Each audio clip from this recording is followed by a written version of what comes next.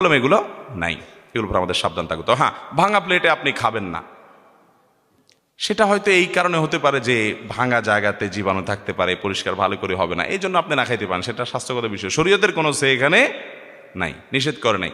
এখন কোনো প্লেটের দোকানদার যদি ফতোয়া বানাই দেয় যে ভাঙা প্লেটে খাবেন না, ওটা ফালে দিয়ে নতুন আরেকটা কিনবেন, তাহলে এটা তো ধান্দা হবে, বদমতলব হবে। বিধায় সমস্ত কথা কোরআন হাদিস দ্বারা প্রমাণিত নয়। ছোট শিশু পেশাব করে দিলে গোসল করতে হবে কিনা? ছোট শিশু যদি কোনো কাপড় চোপড়ে পেশাব করে দেয়, তাহলে সেই কাপড় যেই জায়গায় লেগেছে ওই জায়গা আপনি ধুয়ে ফেলবেন। আপনার কোলে পেশাব করছে, রানে পেশাব লাগছে, তাহলে রানটা ধুয়ে ফেলবেন, বাস, পাক হয়ে গেল। গোসল করা জরুরি না। অনেক মায়েরা আছেন এটার জন্য অহেতুক কষ্ট করেন। শীতের দিন বাচ্চা দিছে কোলে পেশাব করে, এবার ভদ্রমহিলা আগাগোড়া পুরা শরীর উনি ধোয়ার জন্য ঠান্ডা পানি দিয়ে চলে যান। না, আপনাকে ইসলাম এত কষ্ট করতে দেয় নাই, অতএব এত কষ্ট আপনি করতে যাবেন না। বাচ্চা পেশাব করলে যেই জায়গায় পেশাব করছে